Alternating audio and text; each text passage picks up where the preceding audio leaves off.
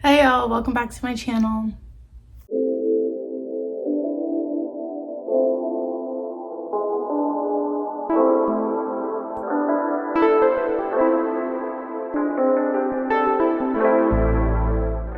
Okay, before we get into the peep my cute little hoodie is Bennett College Global Studies, my alma mater now, my new one, but also Global Studies because I studied abroad. I don't think I showed this hoodie on here before, so that's why, yeah, recognize that.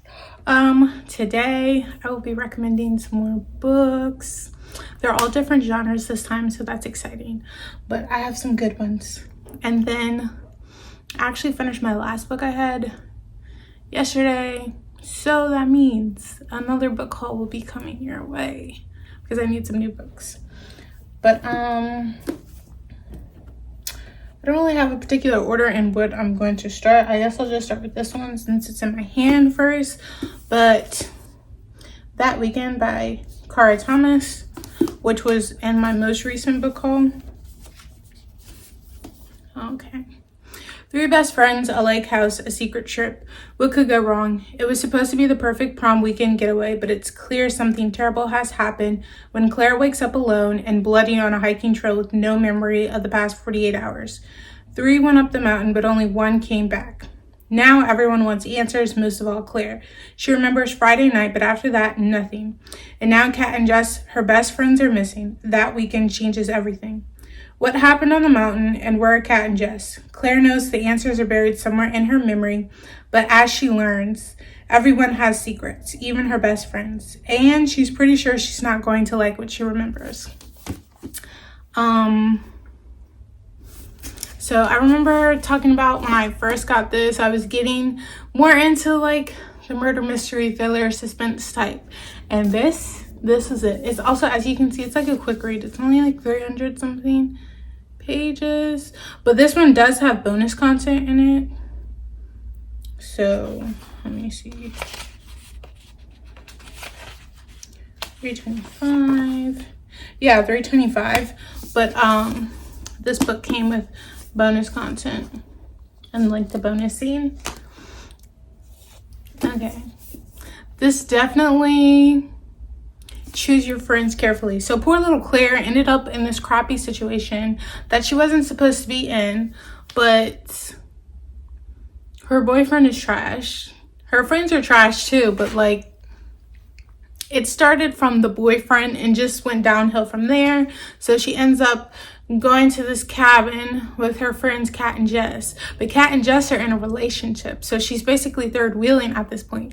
And her boyfriend was gonna come, but stuff happened there, so no boyfriend. So now she's third wheeling, but you know, they're at the cabin that night, fine and dandy, and then she wakes up and she's basically beaten and battered and hanging on for her life. And some woman goes get help, and then she's in the hospital. And then it's kind of, we're running from there. She's in the hospital, her family's coming to see her, yet her friends are missing. But it's like when she regains consciousness, it's like been 2 days, and they still haven't found Kat and Jess. And you know what? This definitely has family trauma in it. Like, you don't need to be messing with everybody's family because it's not worth it. Also, family secrets goes into this. You don't know people as well as you think you do, because I'm gonna be honest, poor Claire went through it. She went through it. And did justice get? I don't think so, because there's a lot that happens. Like, once you figure out what's going on, then you kind of, things start going into place. But does justice get served at the end of this book? Me personally, I don't think so. But you know, when you have money makes things disappear. Yeah. So there we have it, That Weekend. But yeah, it was a very quick read. I did this in like 3 hours, 3.5 hours. But it's fast paced, so it's easy to get into, and I liked it. There were a whole lot of twists and turns, some things that I didn't see coming, but also some of the things, once they kind of set it in the book, then you go back and they actually have like little hints and stuff that you would be able to pick up on. So yeah, That Weekend by Kara Thomas. Go read it. Go buy it. Next one, I like this one more than I thought I would. The Similars by Rebecca Hanover. This was also in my most recent book haul video, but I'd never heard of it until I saw it in Barnes and Nobles, and I took a chance on it, and I'm glad I did. But we're gonna dive in. An elite boarding school, a secret society, a forbidden group of students, and an explosive start to junior year. This fall, 6 new students are attending the elite Darkwood Academy, but they aren't your regular overachieving teens. They're DNA duplicates of current students joining the class alongside their originals. The Similars are all anyone can talk about. Who are they? What are the odds that all of them would be at Darkwood? And who is the madman that broke the law to create them? Emmeline Chance couldn't care less. Her best friend Oliver died over the summer, and it's all she can do to get through each day without him. Then she comes face to face with the heartbreaking Levi, Oliver's exact DNA copy. Emma wants nothing to do with the Similars, but she keeps getting pulled deeper into their world. She can't escape the dark truths about them or her prestigious school. No one can be trusted, not even the boy. Not even the boy she is falling for who has Oliver's face. The ending, because the end of that last little sentence, it's everything. Okay, so Emmeline, she's our main character. Oh, and then as you can see, it's 6 Similars, so 3 boys and 3 girls. So we're really focusing on Emmeline here. She's already lost her best friend Oliver. She's gone through it. Now she has to go back to school, even though she's been trying to tell her dad she doesn't want to, but she has a very estranged relationship with her father, which makes sense at the end.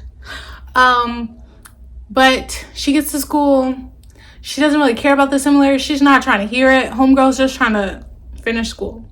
But then it's revealed that one of the Similars is her best friend's DNA copy. So her best friend is Prue.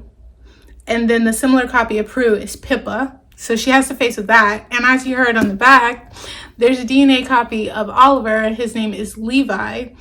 And Oliver died that summer. So now she has to look at Levi, which him and Oliver are not the same, but it's still the fact that she has to look at his face. And then there was some stuff that went down between Emma and Oliver before he died. So it's like all of that. So as much as she doesn't want to, she's kind of getting in situations with them.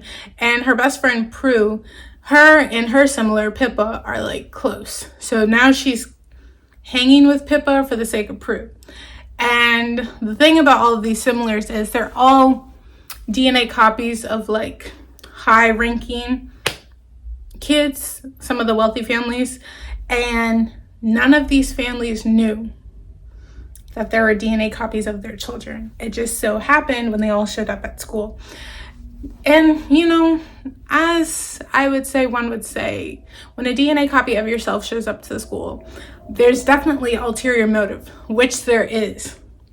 But as Emma finds herself trying to stay away from the Similars, it doesn't work. She keeps getting drawn in, and especially with Levi, who at like the beginning, there's definitely a love-hate relationship for the fact that he stole her best friend's face, but he also has this thing where he tells her, I didn't want his face. I'm in this terrible situation, kind of just as you are. And some of the other Similars are trying to vouch for him and saying, you don't know what we've gone through. Our childhood wasn't like most, which is true. And then, okay, so back to Emma and her terrible relationship with her father. There is a reason why, because when she was sick, I believe it was leukemia she had, and her mom killed herself like a week before the dad found this mysterious treatment in Europe, and then all of a sudden she's better. If you're picking up what I'm putting down, you know you're here with me. I can't completely say because it's going to spoil it because it's like a big jaw-dropping thing. But once I figured out that treatment in Europe, it makes sense who Angeline is, why her relationship is estranged with her father, but also why she's kind of drawn to the similars. Are you getting it? But there's also some stuff that happens towards the end of the book where there are secret societies within secret societies, and then there's like secret groups on the uprising, and the government and the capital and all of the above. Basically, here we have it. This was also a quick read. It was close to 400 pages, but I actually knocked it out in like 3.5 hours. So it's 399 pages, but it's very quick. It's a very quick read. And like once you get into it and the drama starts unfolding, you're good. You're going to keep reading. So The Similars by Rebecca Hanover. And it's also a series. So this is the second one. The Pretenders is also the last one.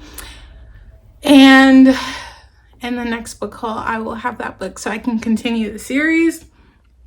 But yeah, it's kind of the dark academia vibe going on. Moving on, Cersei by Madeline Miller. I actually love this book, you guys.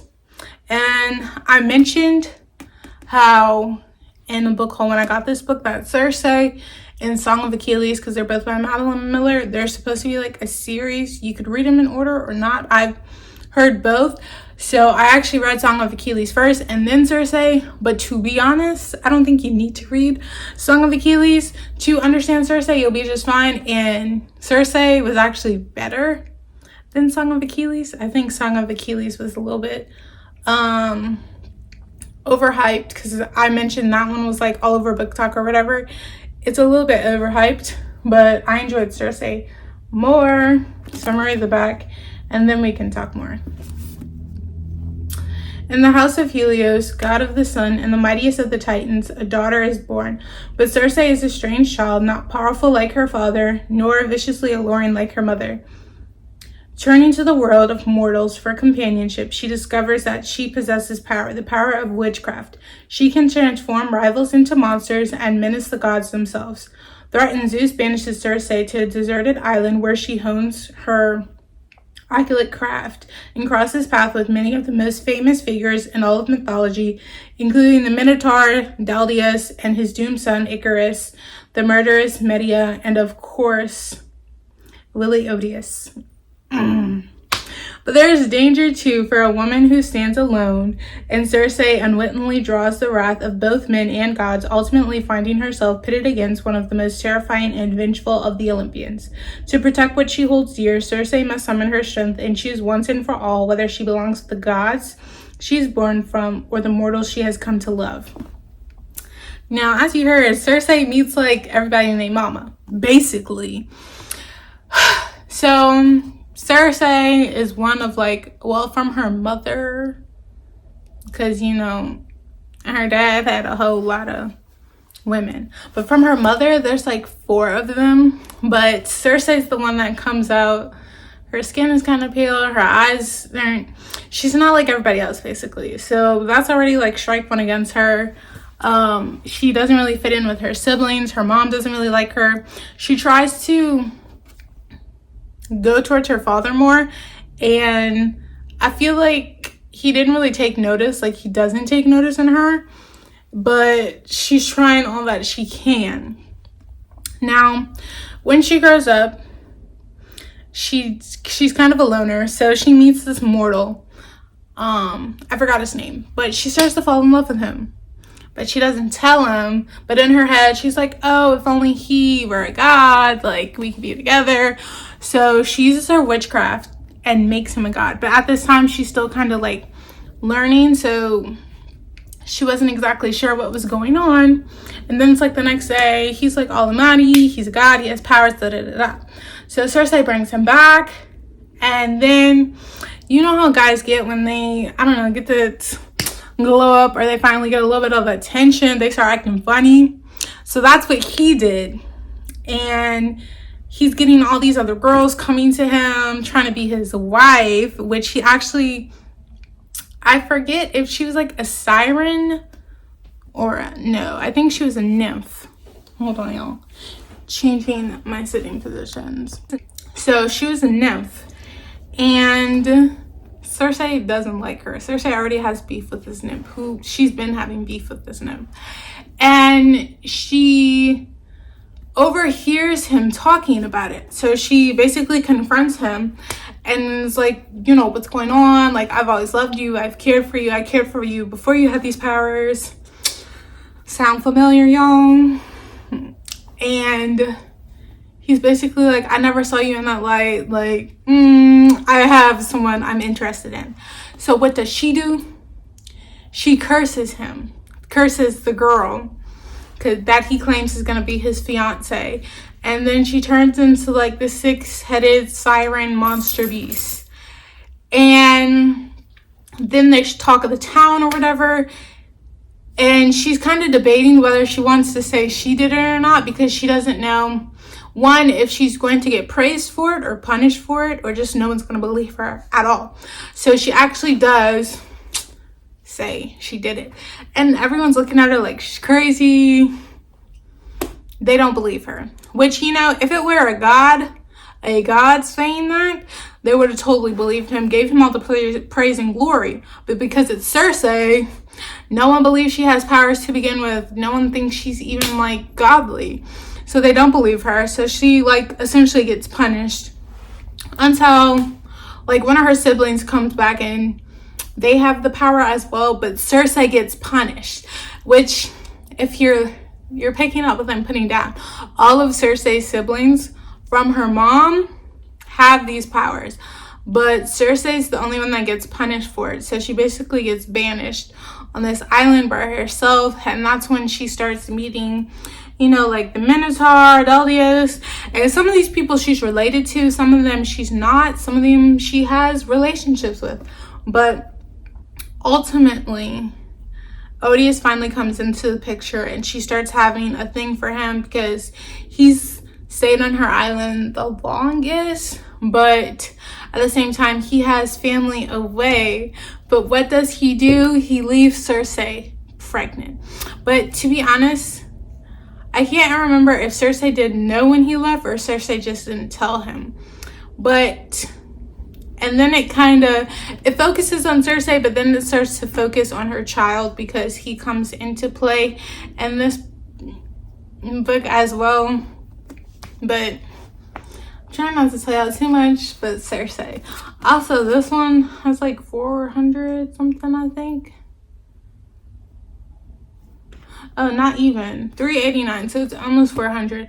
I do believe I tried to break this up into 2 days. It's a lot because like all of it is important. You need to read everything to understand what's happening, because basically everything is connected. Everything in this book is connected. I feel like Cersei she's connected to every and anything. So there we have it, Cersei. It was actually one of my favorite Greek mythology books that I have read, along with lore, which has been on my channel. But yeah, Cersei deserves the hype that Song of Achilles has, because I don't really like Song of Achilles that much. It wasn't that good to me. Cersei was better. So there you have it, Cersei by Madeline Miller. And then we're coming to my last book, which I'm very excited about because this one definitely lived up to the hype, y'all. Firekeepers Daughter. Look at it. By Angeline Boulley. And if you remember when I have the book haul for this book, I talked about how it was kind of all over. Everyone was talking about it, hyping it up. And also the don't judge a book by its cover, but this cover is beautiful, so I was hoping the content was beautiful as well, and it was. It did not fail me. So I'm going to read the inside and we shall discuss. 18-year-old Donna Fontaine has never quite fit in, both in her hometown and nearby Ojibwe reservation. Sorry if I said that wrong. She dreams of a fresh start at college, but when family tragedy strikes, Donis puts her future on hold to look after her fragile mother. The only bright spot is meeting Jamie, the charming new recruit on her brother Levi's hockey team. Yet, even as Donis falls for Jamie, she senses the dashing hockey star is hiding something. Everything comes to light when Donis witnesses a shocking murder, thrusting her into an FBI investigation of a lethal new drug. Reluctantly, Donis agrees to go undercover, drawing on her own knowledge of chemistry and Ojibwe traditional medicine to track down the source. But the search for truth is more complicated than Donis imagined, exposing secrets and old scars.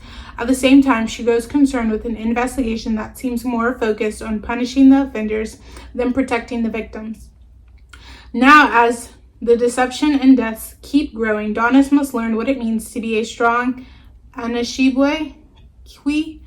Is an Ojibwe woman, again, sorry if I said that wrong, and how far she'll go for her community, even if it tears the only world she's ever known apart. Firekeepers Daughter is an exhilarating thriller layered with rich exploration of the modern Native experience, a reckoning of current and historical injustices, and a powerful celebration of community. Now, I'm going to read the back because there's a little part on here that makes sense. Prayers begin with offering Sima and sharing my spirit name, clan, and where I'm from. I always add an extra name to make sure Creator knows who I am. A name that connects me to my father because I began as a secret and then as a scandal. Now, originally when I read that, I was like, y'all know, affair, da da da. Well, come to find out, I was right. But it's not about the girl Donis. It's about her brother, Levi. He is the child from the affair. So, which takes a toll on them and their community and everything. But Donis and Levi seemingly have a good brother-sister relationship, even with the different moms, because they share the dad, which you learn early about them, the love affair and how their moms really don't get along either. It's kind of just there. But it starts out Donis, who she does play hockey, but at this time she's not. She decided to stay home for college, family reasons. And honestly, staying home was like homegirl's downfall. Because then, as it says, she witnesses a murder. So the murder she witnesses is her best friend's murder, right? But then this guy, the one that comes, what's his name? I forgot his name already. Jamie is with her and is pulling her away from the crime scene, which it makes sense why he does. If you're picking up what I'm putting down, he's he can't get involved, he can't touch anything. So now Jamie is trying to take Donis to safety. So now they're kind of tied together from that. And as it mentioned, there's also an FBI investigation for this new drug that's come up. And the new drug is at the root of Donis's community because it seems like some secret ingredient is from her tribe. So now it's what's going down? How are these people getting this ingredient? This is definitely another book. I don't know if it's family trauma, but it's family something. All your family is not your family. I'll say it again. All your family is not your family, because some people learn that the hard way. But also, you know how some people just turn it on and turn off, how 1 minute they're crying, sobbing, and then you say something and then they just click and I don't know, now they're just cursing you out. I don't understand. I'm trying to explain some of this without saying too much, because once you get the answers you want, the ball starts rolling. And I will say, Donis, she's strong. Homegirl is strong, because she went through the most in this book. It's the conflict is with Donis's family, which obviously we're focusing on her, but It's the people in her family that's just gonna blow your mind, because you didn't see that one coming. Not in a million years. But also you learn that people will do whatever for their family, even if their family is in the wrong. Yeah. And by the end, I feel like Daunis figured out who she is in a way, because I know that was kind of something in the beginning, trying to figure out who she is, especially without hockey and staying home. There's a lot she has to deal with. And then you're throwing in this FBI investigation, the murder of her best friend, family trauma. Yeah. So she handled it pretty well. But I need y'all to get this book and read it. And it has, hold on, 491 pages. I split this up in 2 days, but I guess if you're a very, very fast reader, you could do one day. But it was very good, and it lived up to its hype. All the hype that Firekeepers Daughter gets is very well deserved, because I love this book. So go get it. It's not, and also if you're trying to get like romance, it's not really for the romance. This is more of kind of suspense, a little bit of thrill, mystery, fiction. I mean, there's like I'm saying like a dabble of romance. It's not the primary focus of the book. So if that's what you're looking for, that's not the book for you. But there we have it. Firekeeper's Daughter by Angeline Boulley. And those are all of my books. I'll show them to you again. And the last two I showed, I got on Amazon, and the first two came from Barnes & Nobles. If you haven't watched those book haul videos, where they're from. So yeah. So Firekeeper's Daughter by Angeline Boulley. Got this on Amazon. And then Cersei by Madeline Miller, also from Amazon. The Similarities by Rebecca Hanover, Barnes & Nobles. And then That Weekend by Kara Thomas, Barnes & Nobles. And those are all my books. And I feel like you all could have picked up on when I mentioned earlier the different genres, so I tried to talk about them, so hopefully you got those. So that is all for this recommendation this time around. And as mentioned, I have to get some new books, so a book haul will be coming your way at some point. But if you like this video, please give it a thumbs up. If you'd like to see more, please hit the subscribe button down below. Peace and blessings, my loves.